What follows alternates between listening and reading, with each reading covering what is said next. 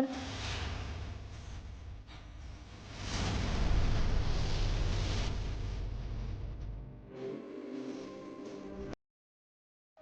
اور امام علی مقام فرمانے لگے میں تمہارے نبی کا نواسا ہوں، اور آج کے بعد تمہیں کسی نبی کا کوئی نواسا نہیں ملے گا، کیونکہ نبی پاک آخری نبی ہیں، اور جب حضور کے بعد کوئی نبی نہیں آئے گا تو کسی نبی کی اولاد کیسے ہوگی؟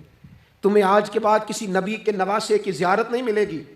میں کیسے آپ سے یہ بات آپ کو عرض کروں کہ سامنے حسین ابن علی بھی ہوں تو لوگ نفس کی خواہشیں پوری کرتے ہیں، لوگ اپنی کرسیاں پکی کرتے ہیں، لوگ گورنریاں پکی کرتے رہے، لوگ گڈ بک میں جانے کے لیے ایک دوسرے کو شاباشیاں دیتے رہے، جشن ہوتا رہا۔ سب سے پہلے ایک شخص نے امام حسین کا قافلہ روکا تھا، اس کا نام حور بن یزید تھا، سب سے پہلے اس نے روکا تھا، وہ ایک لشکر کا سپہ سالار تھا۔ جب امام حسین رضی اللہ تعالیٰ عنہ نے خطبہ پڑھا نا تو حور یزیدی فوج میں تھا، واپس گیا اور عبید اللہ ابن زیاد سے جا کے کہنے لگا، یا جو بھی وہاں لوگ موجود تھے یزیدی فوج کے، ان سے کہنے لگا تم نے تو کہا تھا کہ صرف راستہ روکنا ہے، تم نے تو کہا تھا کہ صرف ان سے کچھ منوانا ہے، تم نے تو جب مجھے بھیجا تھا تو کہا تھا کہ بس تھوڑے معاملات ہیں، اوہ سچ بتاؤ نبی کے نواسے کو شہید کرو گے؟ تم نے تلواریں نکال لی ہیں، نیزے نکال لیے ہیں، تیر نکل آئے ہیں، تیاری مکمل ہے، مجھے سچ بچاؤ، کیا حسین ابن علی کی گردن پر خنجر چلانے لگے ہو؟ سیدہ فاطمہ کا جگر پارا شہید ہوگا؟ کیا یہ خبر سچ ہے؟ یوں ہوگا؟ تو کہنے لگے ہاں یہی حکم ہے ہمیں، یہی تیاری ہے، یہی پروگرام ہے، یہی پلان ہے، یہی ہوگا۔ کہنے لگا میں اور آپ تو مدینے والے رسول کا کلمہ پڑھتے ہیں، تو کیا محبوب کے نواسے کو ذبح کرو گے؟ جناب علی اکبر کو، جن کا چہرہ رسول پاک سے ملتا ہے، حضرت قاسم بن حسن کو، جناب علی کے بیٹوں عباس بن علی کو، حضرت علی کے بیٹے ابو بکر بن علی کو، حضرت علی کے بیٹے عمر بن علی کو، حضرت علی کے بیٹے یہ بھی 3 کربلا میں موجود، حضرت عثمان ابن علی کو، ان کو شہید کرو گے؟ نے کہا ہاں تیاری ہو گئی ہے۔ تو سب کے ضمیر مردہ نہیں ہوتے، ہاں بڑی بڑی سخت جگہوں پہ پھول اگتے ہیں۔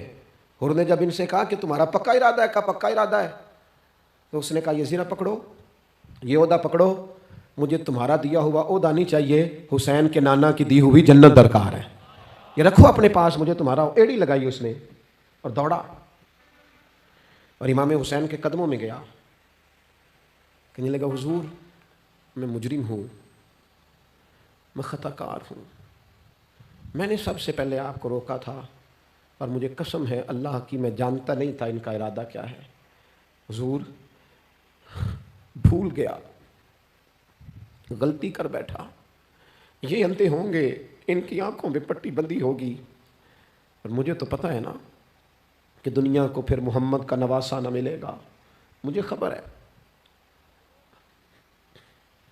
اگر معافی مانگوں تو معاف کر دو گے؟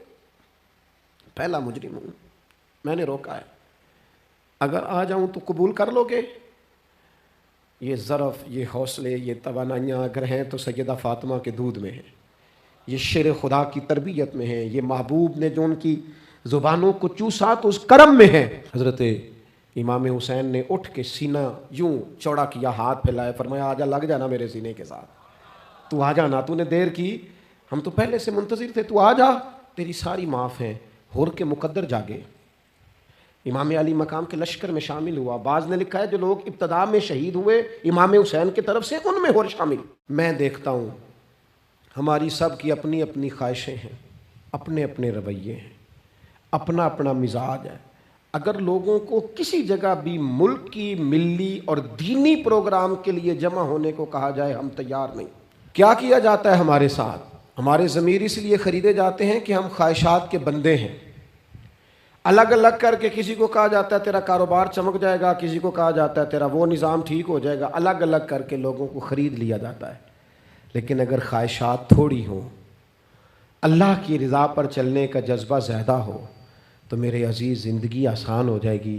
میں تو امام علی مقام رضی اللہ تعالیٰ عنہ اور یزید کے معاملے میں ایک ہی بات سمجھا ہوں، سب کو پتہ تھا یہ حسین ابن علی، سب کو پتہ تھا حق ان کے ساتھ ہے، سب جانتے تھے ان سے زیادہ عظمت کسی کی نہیں، لیکن اپنے نفس کی خواہشوں پر کنٹرول نہیں کر سکے۔